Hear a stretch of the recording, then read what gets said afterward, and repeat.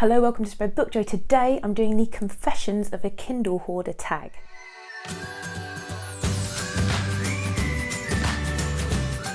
If you're new to the channel, I'm Jack. If you're not new, welcome back to my channel. And today I'm doing a brilliant tag thought up by my very good friend Julie from the Hungry Bookworm, and this is an original tag by her. I will link her video in the description box below, plus all the questions. So if you feel like doing the tag yourself, though I think I am down to tag some people, might be one of the questions. But yeah, I'm going to do the tag and see how we get along. Now, a few weeks back, I posted a video where I looked at my physical TBR. And I said I wasn't going to include my Kindle TBR on that or investigate my Kindle in any way. And then I got really curious and I had a little look at it anyway. And I do have a lot of unread Kindle books, a lot of samples, a lot of things like that. So this tag is a really interesting one because it gets you to have a good deep dive into your Kindle or other e-reader. Doesn't have to be Kindle. We're not biased here. We're not going to, just promote Amazon stuff. But my e-reader does happen to be a Kindle, so it's not the only e-reading service that I use. I also use Libby, the library app, and I recently started looking at Scribd because I got a free 60-day trial with Scribd because I watched Gunpowder Fiction and Plots, Scott's video on Scribd, and I had been toying with getting a Scribd account, but if you go over and watch his video, he talks to you about how Scribd works. It's quite interesting actually, and how limited it can be, but how good it can be as well. And if you go to his video, he's got a link for free 60-day trial, because I think you only get like a 7-day trial if you go to the website. So go check that out. I'll link that in the description box below as well. So on to the tag. Question number 1 is be brave. How many books, samples, articles, etc. are on your Kindle? So if you go to like the filter button, it tells you what your numbers are. And it's quite frightening, but then I remembered that Kindle Paperwhite includes my Audible books as well, because I was thinking that's a bit crackers, because it says total items on here 1,061, which sounds a bit crackers, but it goes down, it breaks it down to Kindle Unlimited items, 14. Now, I thought you could only have 11 Kindle Unlimited at a time. There we go. It's always making return Kindle Unlimited. I mean, they should really rename it. It's not unlimited, is it? Like this, we'll talk about that in a bit. Shared items, 39, because I am part of my, I share my library with my brother who also has a Kindle. So we've got the Amazon family sharing thing going on, which means I can read his books, he can read my books. It says read books, 204, unread, 896. This is not true. We'll get to that in a minute. Books, 420. That's more realistic. That's more like it. That's more what I expected. Audible, 535. 535 Audible books. Samples, 161. Periodicals, 248. Now, I don't know where that comes from because I don't buy periodicals. Okay, so this is weird. Periodicals includes any Audible podcasts, and Audible podcasts, I've downloaded lots of them. I've not listened to a lot of them because there are so many wonderful podcasts out in the world. There are 38 pages on the Kindle Paperwhite of Audible periodicals. So I'm just going to see if there's anything actually like a magazine or anything. Okay, so 38 pages on my Kindle Paperwhite of the 160 or whatever it said periodicals that were there. I can't remember how many it said now. 248. They're all episodes of Audible podcasts apart from 2 items. There are 15 issues of the Times and Sunday Times, because I think I must have subscribed to that way back when, never read it. And then fantasy and science fiction. The Times and Sunday Times, by the way, I'm not a Times reader. I thought you might get the Times literary supplement included in that, and turns out you don't. It's a separate thing. Well, I should have guessed it was a separate thing. Fantasy and Science Fiction Free Digest, 8 issues of that, which I don't think I've ever read. So that's the periodicals. Question number 2, samples, yay or nay? Do you use the sample service, and if so, how many samples do you have unread on it? Well, the majority of my samples are unread. I download samples when I see a book that I want to get. Instead of wish listing it, I put a sample in my Kindle. So that I can go back and search for it. And it's quite handy. I think you can buy books directly onto your Kindle now, which you couldn't do before, but you can now. So samples, I've got 161 the majority of which I would say are unread, but there are a few read. Do you even remember what is the oldest book you have on it, i.e. the one that's been languishing on there the longest unread? Unread, I sorted it because my Kindle app was a lot quicker than my Kindle Paperwhite, and the oldest unread, according to this book, was The Adventures of Sherlock Holmes by Arthur Conan Doyle. Question number 4, bright and shiny, what is your most recent book? My most recent purchase was Dear Mrs. Bird by A.J. Pearce, which is a Second World War book. It was recommended on Lil's Vintage World, which I really, when she talked about it, I really wanted to read it. It's a series, and this is, I think, the first one. And someone else had recommended it, and I can't remember who. If it was you, pop it in the comments. But yeah, I really wanted to read that, so I've got this on Kindle and Audible. Question number 5, fess up. How quickly do you get around to reading them after you download them? Varies.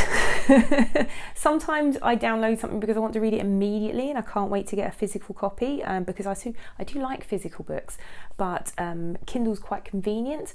But in other times it can just sit there for years and years and years, as in the case of Sir Arthur Conan Doyle, although I don't really count classics languishing there for a long time as an issue. Question number 6, keepers. Do you keep a book on your Kindle after reading it, and if you really enjoyed it, are you in a mind of buying a physical copy? Yes, I never get rid of my Kindle books, and I do buy physical copies of the ones that I truly, truly love. Question number 6, keepers. Do you keep a book on your Kindle after reading it, and if you really enjoyed it, are you in mind of buying a physical copy? Yes, and yes, I do both. I never get rid of my Kindle books, plus I will buy physical copies of books that I love and I want to keep, because I love a physical book, I love seeing it on the shelf, and the next time I read it, I will want to read a physical copy if it's a rereader.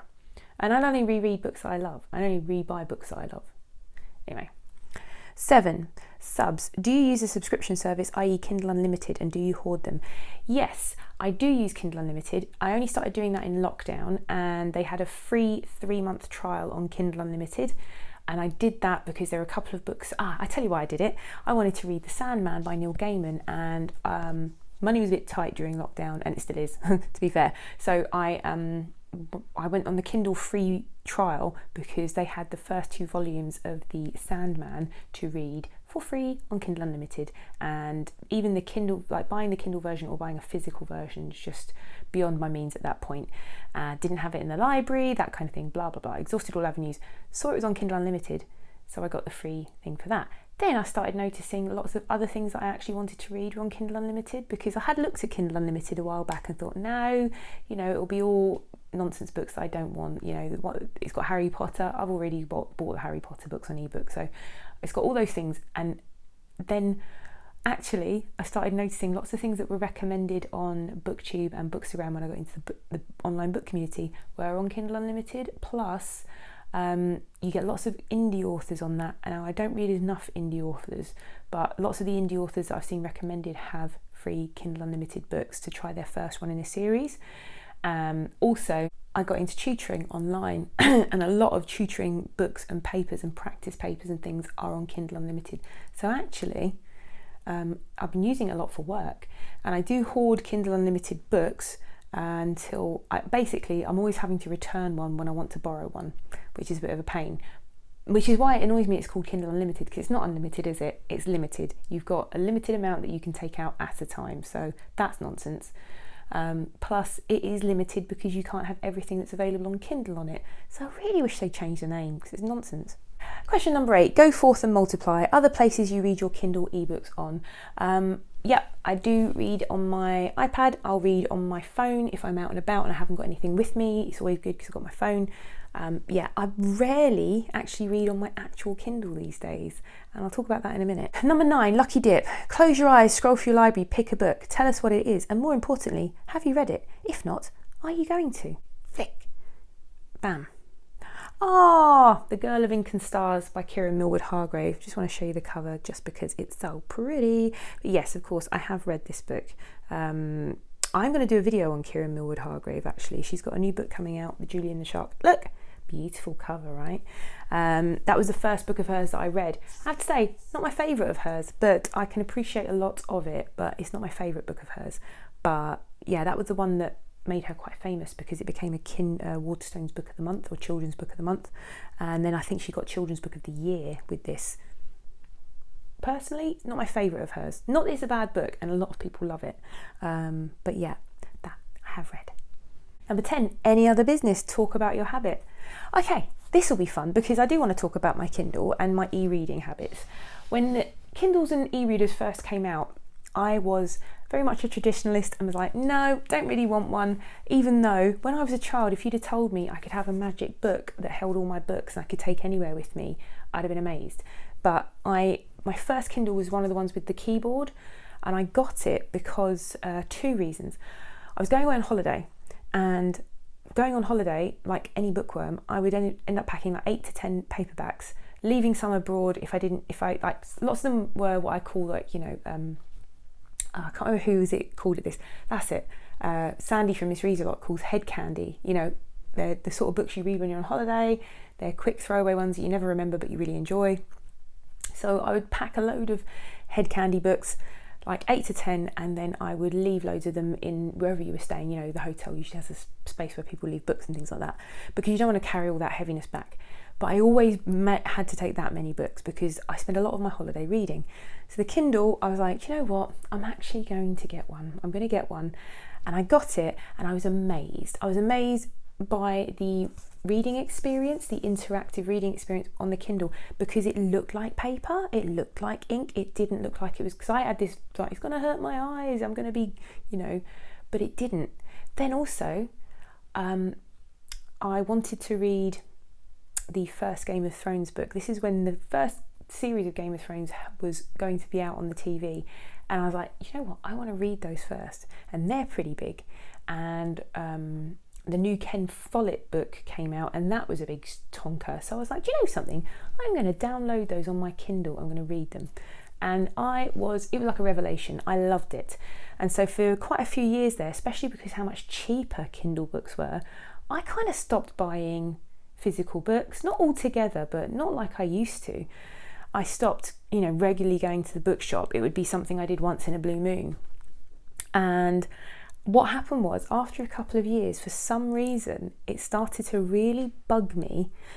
First of all, that I couldn't see how far along I was in a book. Now, I know you can see the percentage you are along in a book, but you can't see physically where you are. And I don't know why. I don't know if anyone else has had this, but it really started to bug me. So a book of this size, for instance, on the Kindle, I would read a book of this size on the Kindle and it'd be like, you have 50% left. And I'm like, yeah, but 50%, what does that look like in actual pages? And that started to drive me nuts. Like, here I can see exactly how much I have left of the book. Now, it's not because I'm in a race to finish the book, but I don't know, psychologically, I found that really hard. So I started going back to physical books more. I didn't want to get rid of my Kindle because I do love having books in multiple formats, and I find the Kindle's brilliant for travel. It's brilliant for when you're desperate to read the next book but haven't got time to go to the bookshop and you need it now. It's brilliant for that. I love the immediacy of the Kindle. I love the convenience of the Kindle, and I love the cost of Kindle because you can get some amazing deals. I had to stop getting the Kindle 99p email, the daily Kindle Daily Deal email, because that's half of the things that are on here that are unread. It's like 99p, I do want to read that one day, bargain, download. And it became a problem. So the other problem with not going to the bookshop enough was one that I experienced in lockdown as well, which is when you go to the bookshop, you are presented with books that you would never have thought or seen or read a review of, or there's a bigger browsing experience if you're just reliant on e-reader, and particularly if you're a Kindle reader, you're being pushed by what Amazon wants to push, right? So yeah, I don't want my reading to be dictated just by an algorithm, by Amazon, by corporate stuff. So that's the downside. The plus side, like I said, love the convenience and everything else. Now, the Kindle Paperwhite, I don't know, see, this is probably going to bore a lot of people, but I just need to talk about it. I need to get it out. I bought the Kindle Paperwhite 18 months ago, and I bought it because I was taking my iPad to bed to read on my Kindle, because at night I'm always up later than my partner, and he doesn't like bright light on, and I cannot read in dim light. So I was taking my Kindle, reading on my Kindle on my iPad, but then I wasn't doing that. I was scrolling on on social media and reading emails and doing things that just keep you awake, and you've got a bright screen with an iPad. So I thought about getting a book light. Book lights are all too bright. And then I thought I'm going to get a Kindle Paperwhite because they're backlit and you can have them turned down really low and it's not as harsh on your eyes. And that does work. So I thought I'd have a Kindle Paperwhite, then I wouldn't have the screens in the bedroom that the bad screens, and I could still read when I wake up. Plus the Kindle Paperwhite, if you're an Audible listener, and I like to listen to audiobooks in the middle of the night if I can't sleep, because there's no light then for my partner, and you can set it for like 15 minutes and just, it'll turn off. I don't know if you can do it on the Kindle, but you can do it on the iPad. So I wanted to get rid of the iPads and screens out of the bedroom. I wanted to get rid of it all. And the Kindle Paperwhite seemed like the solution. So I gave my Kindle, now at this point I'd upgraded to the next generation Kindle because my Kindle with a keyboard had broken. So I had the other Kindle which had the buttons down the side. That point, so I thought, you know what, I'm going to give it away. I gave it to one of my best, dearest friends because she was going on honeymoon, and I gave it to her and she loves it, and I kept the Kindle Paperwhite. And I don't like it. I don't like the Paperwhite. I think it's slow. I don't know if it's my one. Now it could be it's my Kindle Paperwhite that's slow. Maybe other people don't find it as slow. Let me know if you have a Kindle Paperwhite, if you have the same issues I do. I think it's just really slow. I do like the backlit screen. I don't think it's too harsh on the eyes. But I really dislike having to tap with my thumb. So I have to move my thumb like that when I want to change the page, which I suppose in the grand scheme of things, first world problems, right? This is real first world problems discussion. So forgive me, but I just need to get these frustrations out. So, if I want to change look, I'm selecting a book. Look how long it takes to open. I mean, all right, grand scheme of things, that wasn't that long. But for me, I just feel like it is. And then, changing the page, tap. It's just so slow. I tapped once there, it didn't work. I tapped again and then it went twice really quickly. I'm not a fan. And if I want to go back a page, now the other Kindle had a button here and a button here, a button here and a button here. Whichever side I was reading on, holding it there, I could change pages. I could go forwards and back using the buttons. And yeah, I loved that. And I just don't love the Paperwhite. Anyone else got that issue? I'm thinking of going onto eBay and finding an old Kindle, but then I don't want to waste it, and also I do need the backlit screen for reading at night. So I'm in a bind. There's my bind. There's my Kindle Paperwhite trauma. But yes, I think the Kindle is an amazing, amazing thing. It's an amazing invention. The e-reader is an amazing invention. I love it. It's changed my reading habits. So I will often now download a book that I have a physical copy of, because I can't always carry my physical copy with me everywhere. And if it's a book I'm really into, or a book like the size of this one, I will have the ebook plus my physical copy, because my preferred way of reading anything is always going to be physical book, because it just, I don't know, there's something about having a physical book, touching the pages, seeing the print, that I find really soothing and calming and enjoyable, really enjoyable, whereas the Kindle is convenient for me, and that's why I read it. So, enough waffle about the Kindle. There was one last question, and I think it was to do with having embarrassing books on your Kindle. Don't be shy. Do you have any suspicious books on your Kindle that you do not want people to see you reading? And if so, you've used the Kindle to read on it because you hide the cover whilst reading. Haha, tell us more. No, not really. Yeah, there's nothing. I don't have books that I'm embarrassed to read. I don't really go in for erotica or any sort of that kind of book that you might not want people to see you reading. I remember years and years ago people didn't like to be seen reading children's books in public, but I don't care about that either. So I remember when Harry Potter was a big thing and they released Harry Potter books with adult covers, covers for grown-ups, so that grown-ups could read it without feeling embarrassed. It's like, everyone knows you're reading Harry Potter, dude. That's not hiding the fact that you're reading Harry Potter. Don't be embarrassed. So yeah, but I don't care. I'll read children's books, all sorts of things out in the open, because no one should be ashamed of reading stuff. I can understand why people wouldn't necessarily want to display an erotica book on the tube. But yeah, in terms of reading stuff, you shouldn't be ashamed of what you read.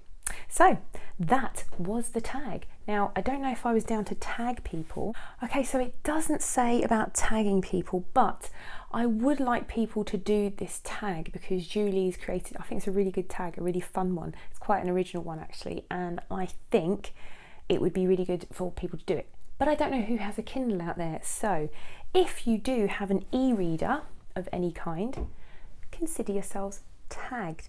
There are lots of people I like to see do this tag, but again, not sure who has an e-reader, so please do this tag if you have one. It's a fun one and I'd like to see you do it.